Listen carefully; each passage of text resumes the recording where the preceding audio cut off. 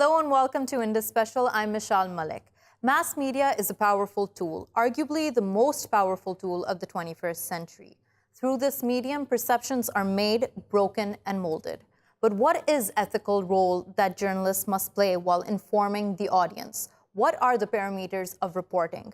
What are the standards that they must follow and apply across the board, irrespective of what color, race, or religion the subject belongs to? What is the role that media must play in interfaith harmony and in conflict? On tonight's show, we explore all these issues in detail. Joining us for this discussion is Mr. Meguerditchian from Paris, who is a journalist and a political commentator. Thank you so much for joining us. Also joining us for this discussion is Mr. Obaida Hitto, who's a journalist from Istanbul. Thank you so much for joining us. Mr. Obaida, let me begin with you. When we're talking about media and its role, what role do you think it plays during times of conflict?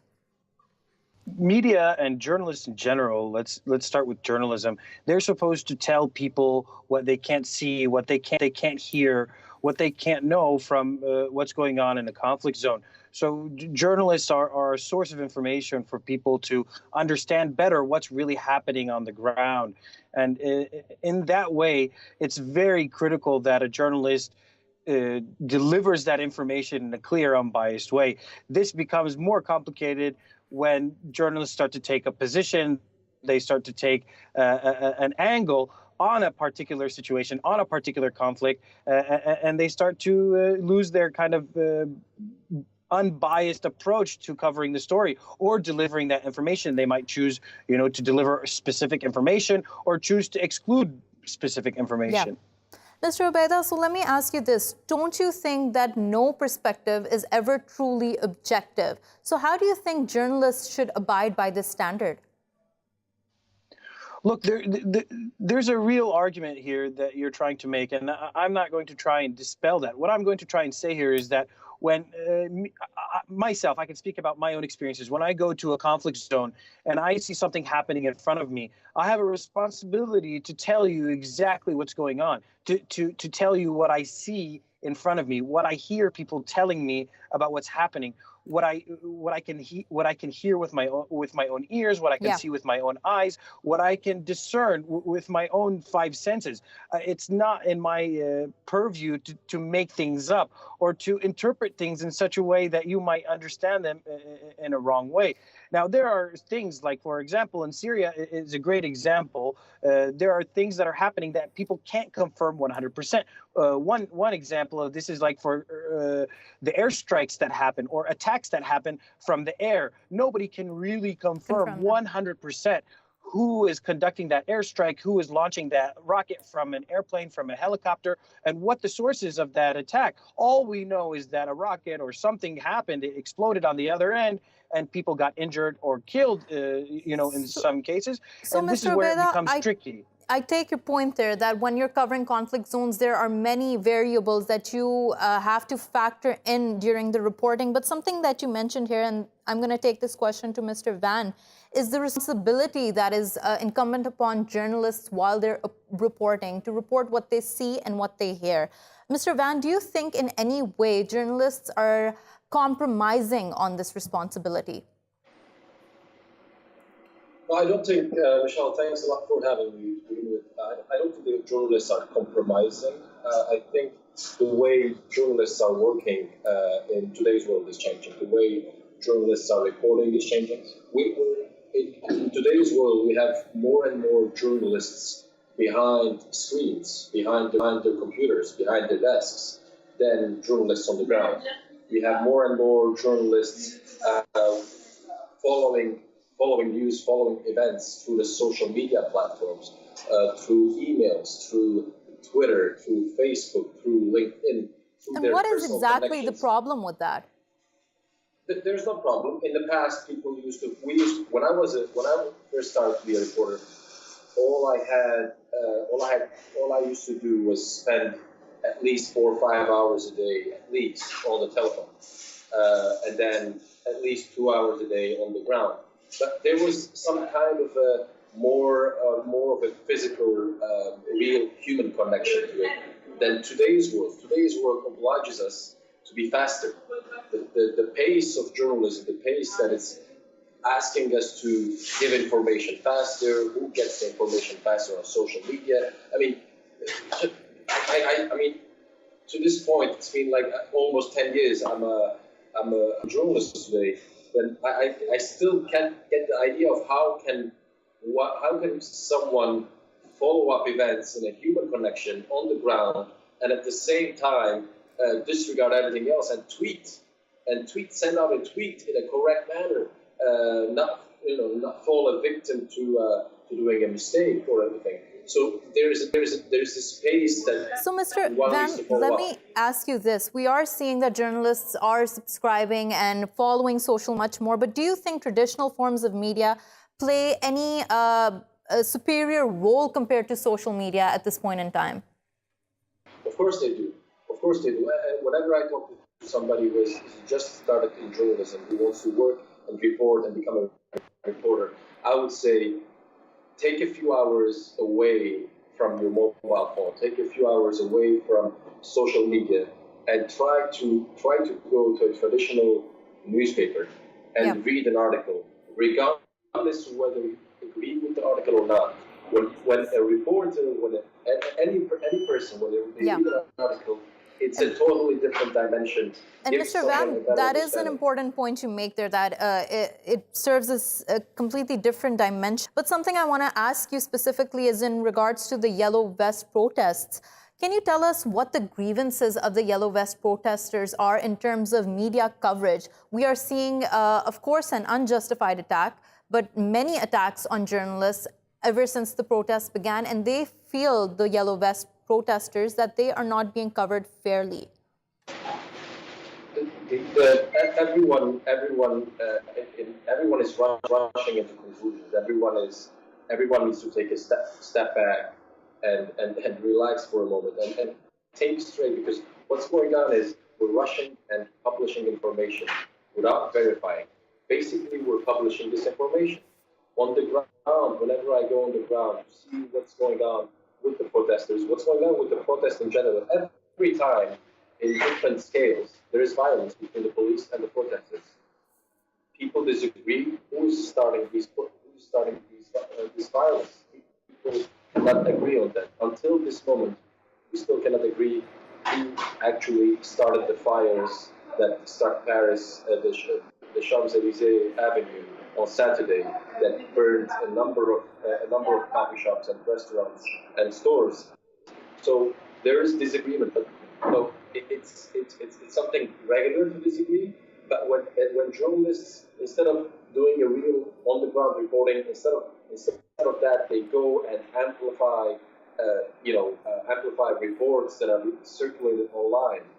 Instead of reporting, they just amplify and try to take a side. That is not helping journalism today. Yeah. Okay. So I take your point there, Mr. And I'm going to take the discussion forward and change the topic a little here. I want to ask Mr. Obaida here, when we're talking about the current political, social atmosphere, there is an evident rise in Islamophobia. And it's obvious that this is a huge problem right now for the United States. There's a huge divide growing in the United States. The Trump administration is having a really hard time managing its messaging to the American public and even to the international public. Secretary of State Pompeo apparently had a press conference, or a press briefing, if you will, on Monday evening, which he invited only religious news outlets to. And then when he was asked, why were these religious news outlets invited and other people or other news outlets not invited, he said that this particular press briefing was specifically about, the U.S. policy in the Middle East and about society and culture in the Middle East and the U.S.'s role in that particular aspect of it. Mr. Obaida, sorry to interrupt you here, but I do want to ask you, do you think that the gatekeepers of media somehow propagate these views because they get them more eyeballs? Well, in 2016, if Rupert Murdoch was saying that Muslims need to kill off their own people in a tweet that has been going around social media today, it's getting some kind of viral momentum.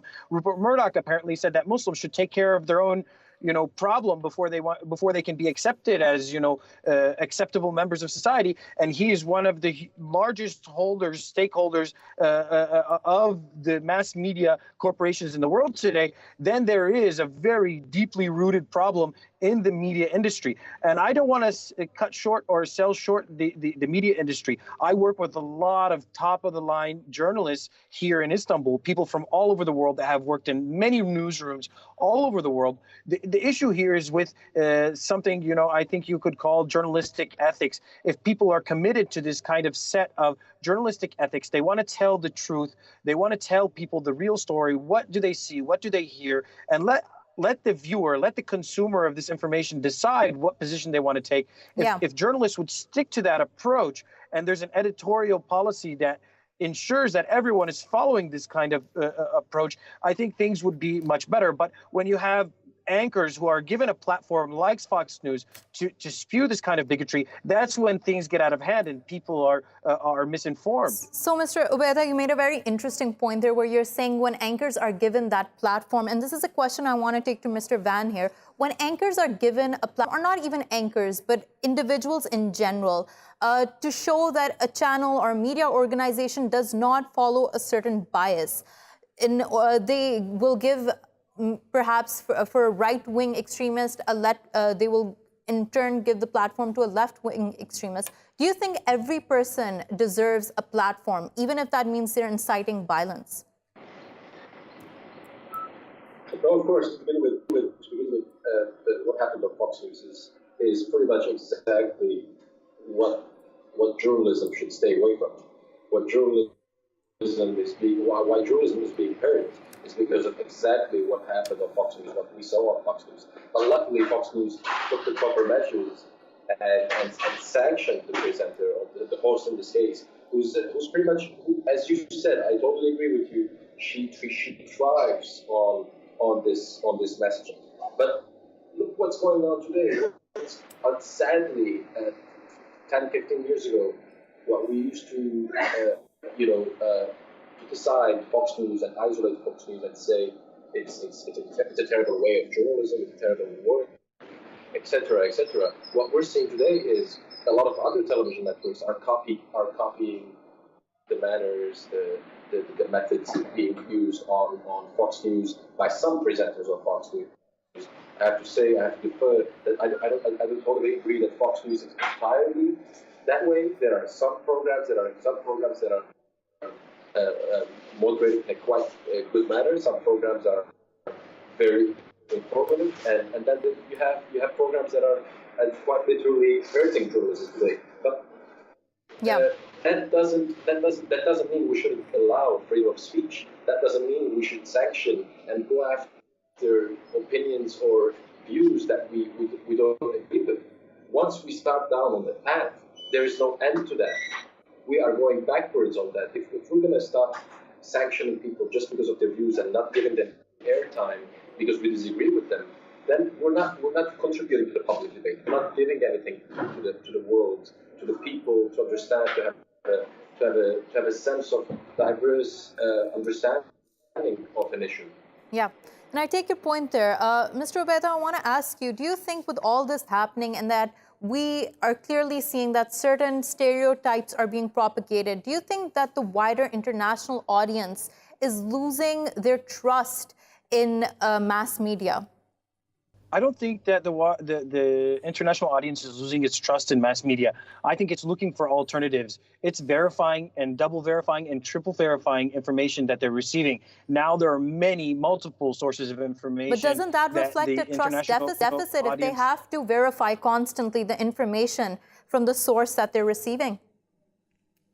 No, I think this reinforces the accuracy of information. So if people are going to hear something in mass media, in print journalism, or even on TV journalism, and they follow that story, I think that shows initiative and it shows responsibility. I think that means that we are engaging a generation of international media information consumers that want to know the truth, that want to seek out information for their own purposes. They want to know whether what they're being told is accurate or not. And I think this is a good thing. It's a healthy culture to have in the media Greater industry engagement. when people are checking each other, and it engages people like you're saying, and it forces people to be part of the conversation and not to just be receiving the information and to be, if you will, let me use this kind of loaded word, brainwashed by what they hear. Okay, so Mr. Obaida, hold on to that thought. I do want to come back to that conversation, but we're also joined by Dr. Yahya Al Aridi, who is a political expert. Thank you so much for joining us. Dr. Yahya, let me ask you this. What are the issues in covering conflict zones, specifically when we're talking about Syria, when it comes to the media? And what are the ethical parameters that must be kept in mind? I would say first that the media's job, and television in particular, and these days what the internet is doing, one of its goals, be it purposefully or unintentionally, is to program people's minds towards a specific goal that needs to be achieved. They can portray something negative, positive, neutral, and unfortunately, objectivity is not that of an effective feature in what they present. Look at the Syrian case, for instance. Sometimes they take care of it. They put more hours, more minutes into the characterization of what is happening. However, sometimes they turn a blind eye towards something very horrible happening. Yeah. For instance, Syria is devastated. Half of the country is destroyed. Now, these days, people have Dr. Yahya, in these instances, you have mentioned here how there is a negligence and how there's turning a blind eye to the conflict that is happening. Can you tell us what should happen? What is the correct way to go about it? What needs to be corrected in the international media mechanism?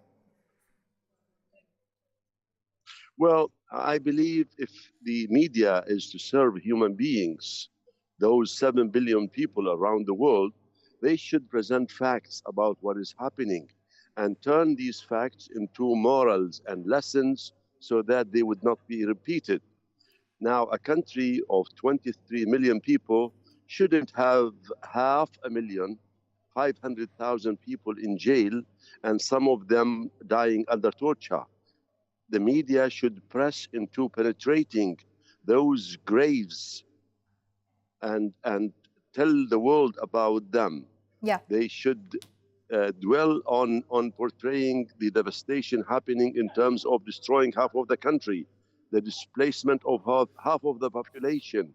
Now, the media pays attention to little things. Sometimes there is a little accident somewhere where the victims would not exceed, the number would not exceed 5 or 10. Now, hell turns loose and the media focuses for hours and hours on that. Whereas in Syria, you have cases in millions, in hundreds of thousands of people. Those are human beings. We so, believe Dr. that Yahya, the media... I'm sorry to interrupt here, but why do you think that there is such a disproportionate portrayal of events? I think it has political strings attached. Now, such a dictatorship that we got in Syria has extended all sorts of intelligence services to those who control the media in the world, and the Syrian people were not given justice to clarify the case and to present it in an objective and in a truthful way. Now, what is happening really now? This, for instance. Now, when Russia uses the veto in the Security Council in order to protect a tyranny, a dictatorship, when this dictatorship uses chemical weapons against its people, now the media should focus on all the details about this Russian horrible action in protecting criminals. Now, this is one important thing we need to draw the attention to on the part of the media. Yeah. That's a very important point you made there. And Mr. Obaida, I want to ask from that, what do you think happens when there are partisan media outlets out there? And what do you think, how do they impact conflict and harmony, interfaith harmony? When there's partisan media outlets and sources of information that get into the international discussion and the international media discussion, it basically affects the narrative. And one perfect example, like Dr. Yahya was referring to, is the situation in Syria. The narrative at the beginning of the war in Syria was that there was a people who had engaged in a revolution against a dictatorial regime, and the Assad regime, with its allies, managed to change that narrative. With the appearance of Daesh and other kinds of terror groups, they managed to change the narrative of the conflict. Bashar al-Assad from Damascus stood on the podium many times claiming that he wasn't actually fighting his own people. He was fighting terrorists that came from around the world to come and destroy the country, which is not what was happening on the ground. What was happening on the ground was that fighter jets and helicopters and soldiers of the Assad regime were killing people and destroying homes and destroying lives. But because of the Assad regime's ability to change the narrative in the international discourse, the international community is now more focused on deciding on how they're going to move forward after the terrorists have been defeated and how they're going to rebuild the country with the same. Mr. Obaida, I take your point there, and I want to ask Mr. Van in regards to whatever that has been stated. Do you think that forms of print media and electronic media are equally impacted these days in this time by partisan leadership, by political leaders? Or do you think in one way, one medium is better than the other? Yes, unfortunately, it has. What has happened in the past 10, 15 years is that print media has suffered significantly because of the rise in the online free media. When the print media started to suffer from this, the advertisements started to get away from print media and go away somewhere else. When the advertisements went away, the money went away. When the money was not there, there was something else that took its place. Now, the print media and with it, every print media's online platforms follow what we call the heartbeat of the online readers. What the online readers want to see, what the online readers are cheering about. Take, for example, the Washington Post. The Washington Post is one of the world's most important newspapers today. It has a global outreach. Okay, thank you so much for that, Mr. Van. Thank you so much, Mr. Obaida, for joining us. Thank you so much, Dr. Yahya Al Aridi, for joining us. We're going to take a short break. When we return, we're going to discuss this further. Stay with us.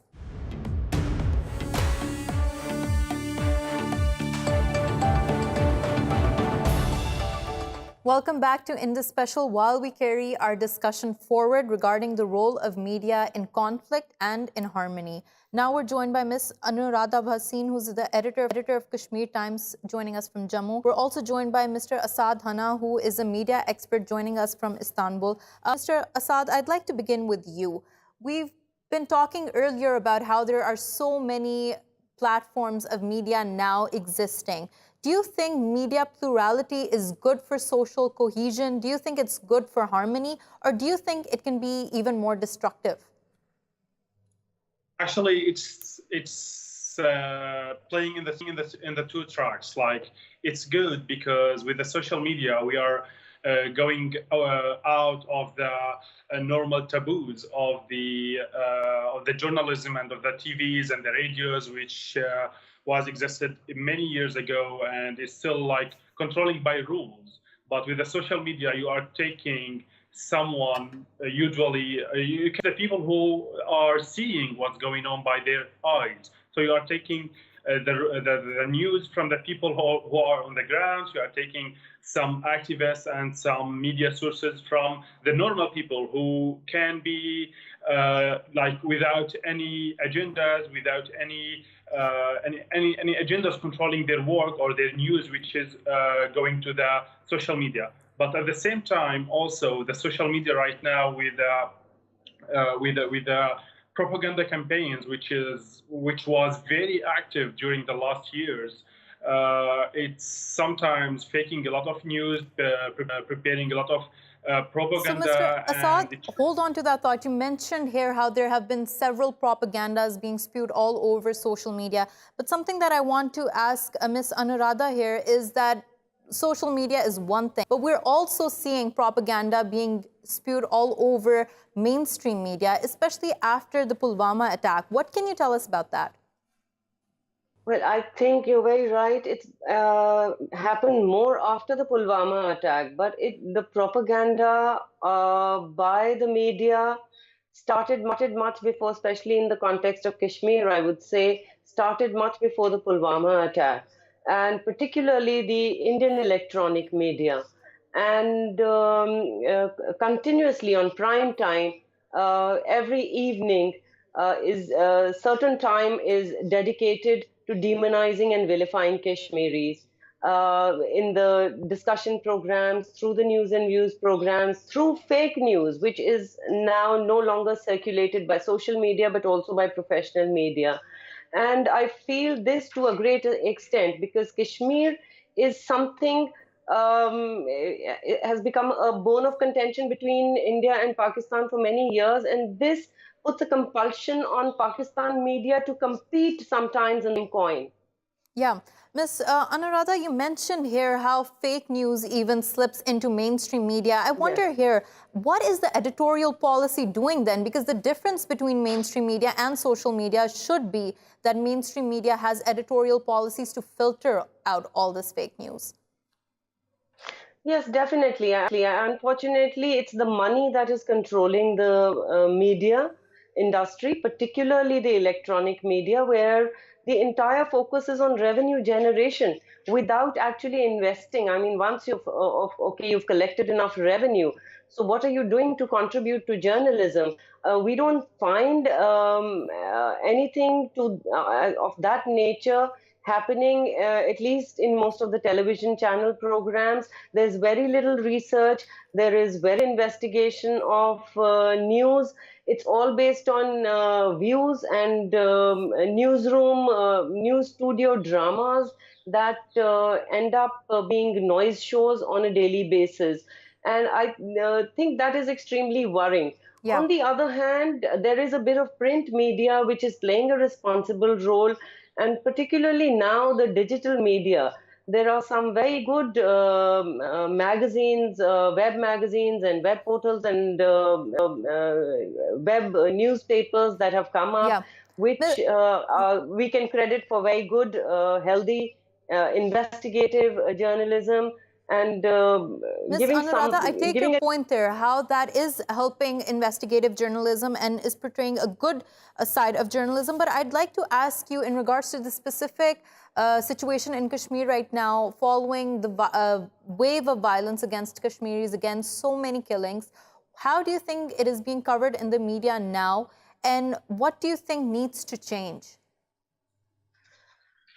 I think the media is still not giving a very correct picture. It's a very one-sided picture. On the one side, there is too much, everything is being covered from the perspective of security, and where the only victim is the man in uniform, and whether it is the border conflict or it is the conflict in the interiors.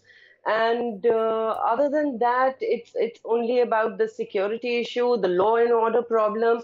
There is very little reportage on what people are going through on a daily basis. For instance, there's been a custodial killing today, and not much coverage do you find in the national media of such incidents. Ms. Anuradha, the way... What you're mentioning here is the lack of a human angle being upon by journalists. Do you think it is incumbent, it is the responsibility of journalists to give a human angle to the stories they're covering? I think not just a human angle. They need to be covering all angles. You know, if there is an incident, there is only the official version of the story. And in that official version of the story, often the Kashmiri, the local population, are often demonized. And the journalists, in fact, go a step forward. The newsroom, the television studio journalists, especially, go a step forward in saying what going beyond the official story and adding more spices to that. And Ms. Anuradha, you keep reiterating that the Kashmiri people have been demonized. Can you just take us through how exactly are they being demonized? Look, I mean, for instance, when youth come out on the streets to pelt stones, so do we have a context about why they are coming out to pelt stones? What are the reasons compelling them to come out? What are the protests about? And what is happening in the background? There is nothing to that end. So there is that huge difference between the stone pelter, the gun-wielding militant, the terrorist. They are all being obliterated. Anybody who's marching peacefully, all these lines are getting blurred by the media. Yeah, and that's a very, very strong point you made. Mr. Asaad, I want to ask you in relation to this. When we're talking about how language is constructed in media, I'd like to refer to something, a post by Daily Mirror, which talked about how this recent shooting in Christchurch in the mosques, how they described the shooter then, which was by saying he was an angelic boy who grew into an evil far-right mass killer. But when we compare that to something that happened earlier, in the shooting in Orlando, it was described as ISIS maniac kills 50 in gay club. Can you tell us exactly here how language is playing a role to mold perceptions? Yes, exactly. Actually, I tweeted also about this, and I talked about the same topic with many other media. That especially for the Daily Mirror, they like here they are trying to show the humanitarian side of that terrorist killer who attacked the mosque in the last few days, and when there was another attack by ISIS, or also there is another covers for the Daily Mirror showing another attacks like they are terrorists, they are just killers, they just kill the people. But here with that terrorist, the recent one, they showed him in very nice photo with his son or with his baby and saying how a human being he is. So here, and what is the problem with that here? It's not a problem. The problem is the two faces of the same news. Like they should take this side or this side. They cannot complain about someone, or they can show the humanitarian side of both of them, or they can not show. Like we are talking in the journalism rules, they should be on the same distance from the two news and from the two criminals. If we agree that both of them were criminals, so they should take the same distance from both of them. They cannot show that that was a humanitarian, a good father, and then he turned out to be a killer, and another one to show that he is 15 years old and since he was a child he was a killer. So they should take Mr. Asaad, the same. Here doesn't that highlight a bias towards those who belong to the Muslim faith and those who do not, and especially those who belong to the white community? That's what the accounts and that's what the people on the social media say, that because he was a white person, so they showed his humanitarian side, and the other one because he was from like not white person, they showed him as a terrorist since he was born. So it's kind of biased, as you said. Yeah. Stay with us, Mr. Asaad. I want to also welcome other guests to the show, Mr. Intzar Khadim, who is a journalist joining us from Kabul. Thank you so much for joining us, Mr. Intzar. Mr. Intzar, can you tell us the media's coverage and portrayal, and I'm talking specifically about Western media outlets, of the war in Afghanistan, the situation in Afghanistan, the people? Well, thank you very much. Let me divide the media in Afghanistan on three categories. One is mainstream media, which is nationally managed in Afghanistan. There is a lot of TVs. People watch that. And there's then social media, which is very dominant factor in making the mindset of the public, also influencing the political processes in Afghanistan, including politics, peace, governance, security, and all these kind of things. And then the Western media, which is a big factor. For example, if there is any report or any analysis by Washington Post, by New York Times, by New York Examiner, then that will have a big impact. Even the Afghan politician, the top leadership of Afghanistan will heed that. They will listen to it. They will take care of it. And they are scared of the impact which will have on their political structure in Afghanistan. So, of course, we are just a developing state. For the last 18 years, there's not been any media, but we just recently started. Every person is addicted to it.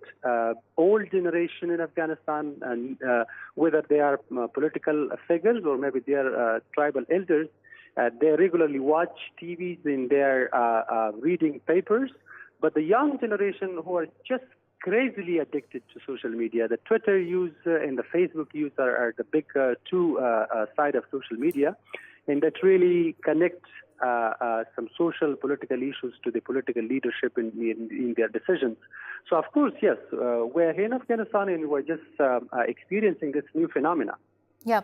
Mr. Intzar, but when you're witnessing how the coverage of the Afghan people is in Western media, do you think the portrayal is fair and accurate?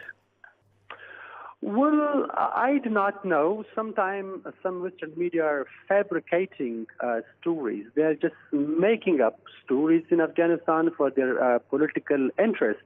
For example, if the United States of America would like to just curve or drive any political process in Afghanistan, they would just let Washington Post or maybe New York Times or any favored media to the policymakers of the United States, and they will just throw a curving ball to the society, and then everybody in Afghanistan will be talking that.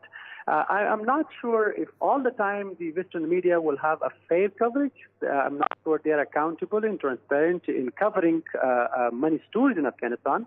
But I understand one thing which I understand is the impact. They have a very inclusive impact, and sometimes it's true, sometimes it's cooked up. So let's not say it's absolute, but sometimes it's fair and sometimes it's not. Yeah. Thank you so much, Mr. Intzar Khadim, for joining us and talking to us about this.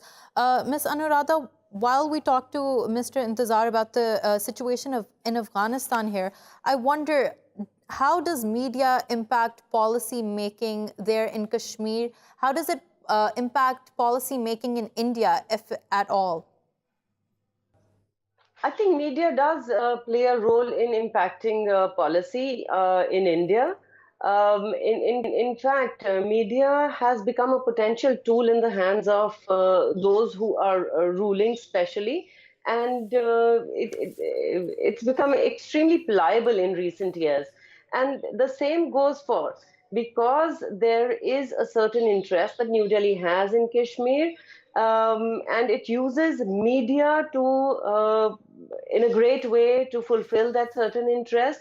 The media portrayal of Kashmir and Kashmiris is dictating the course, in the sense that it is getting larger legitimacy of Indian public opinion, of the kind of hardline, muscular policy being followed in Kashmir. Ms. Anuradha, since you mentioned the hardline, muscular policy being practiced in Kashmir, I wonder, with this government that came into power in 2014, the BJP government, do you feel the narrative in the media regarding Kashmir has significantly altered or changed?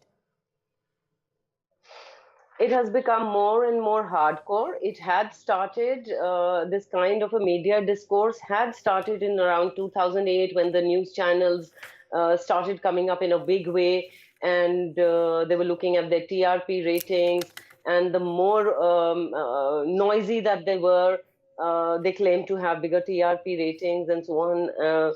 So that kind of a trend was in the making, but it was never as brazen as it is now after 2014, when it is very easy to target Kashmiris at a time when even Indian Muslims are being targeted. So the Kashmiri Muslims are being seen as a complete outsider. take your point there, Ms. Anuradha Bhasin, and thank you so much for joining us and talking to us. We also have another guest joining us, Mr. Qadeer Siddiqui, who is the editor-in-chief of Al Amin News, joining us from the UAE. Thank you so much for joining us. Mr. Qadeer, let me ask you this. What would you define good coverage of conflict as being? What do you think are the necessary requirements of ethical coverage of conflict? Thank you very much for your call and taking me on board. So let me tell you one thing. It is nowadays the media is totally changed. And as far as the social media is concerned, and the channels are there, and the print media is there, so it's a very big industries now. So, for example, if you guys are doing anything in a small volume or big volume, it is circulated within a few seconds. So the responsibility is a basic part. So whoever is reporting... Mr. Qadeer, let's move on to traditional forms of media here, because the debate regarding social media is that it's unregulated. But with regulated forms of media, what do you think needs to be done in terms of ethical reporting of conflicts? Yeah, this is what I mean to say is, the basic thing is the person who is reporting to you, we have to check whether it is coming from the which source.